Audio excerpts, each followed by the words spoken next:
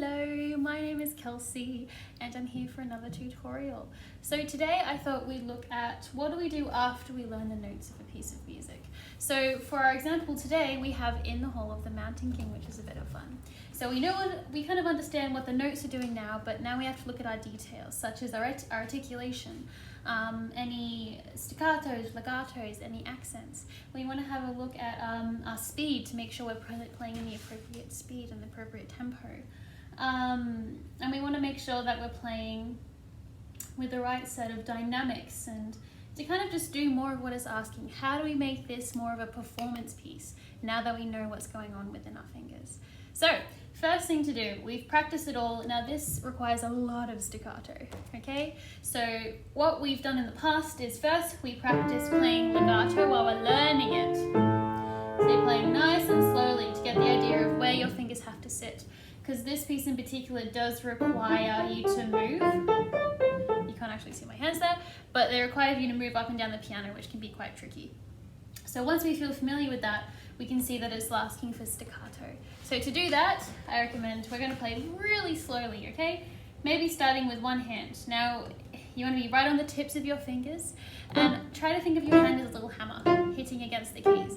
You don't want to sit there like this because then you tend to lose your place and lose where you are. So the idea is to try little movements and playing nice and slowly to start with. Okay? Once you get more used to that, we might add the other end in as well. First we would try it separately to make sure we feel really comfortable with what's happening. Oh, keeping in mind, this is an octave lower. Okay, then playing nice and slowly to start with. When we feel really comfortable with that, that's when we might, go to the next stage, I guess. So once we feel really comfortable with our staccatos, we might pick up the speed.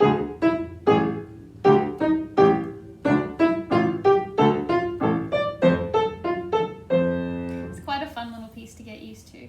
And then we can look at, you've got your speed comfortable. Now what's next? What is it asking for next? Now that we've got those two quite solid under our fingers. So now they're asking for our accents. Okay, so our accent is a note that we emphasize a little more. We put a little more oomph into the song. So we play it like. So you've got that little more of an accent, a little more of emphasis on that note. It really brings out that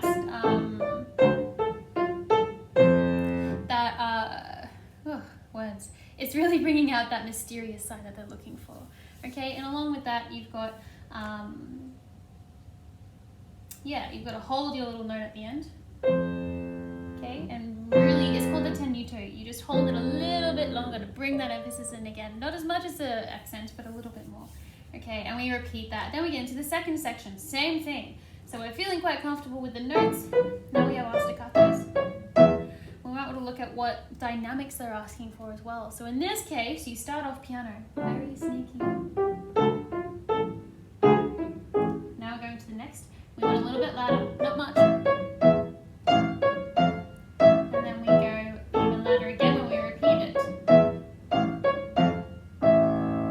You want to give that sense of urgency.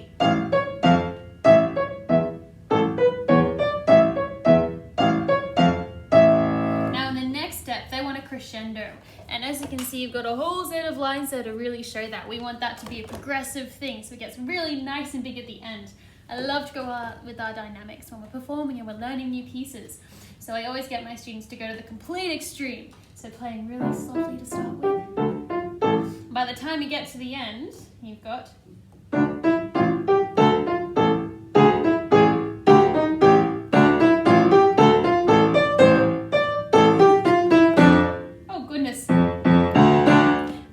better than that if I'm concentrating on what I'm doing. So you get more of an idea of how to bring the piece more to life now that we're comfortable with our finger work, now we're comfortable with what notes we're playing, and you progress through your articulation, through your dynamics, through where your hands are placed, and then you get to make it your own, so deciding how you feel about the piece. The dynamics are a really great guide, and obviously you have to do as they ask, but you still have these other kind of limitations, or you can exceed those limitations with having your own flair to it, deciding what works for you. Does this piece need a bit of rubato, which is when we decide ourselves how to slow a piece down to make it more musical in your sense, in a way.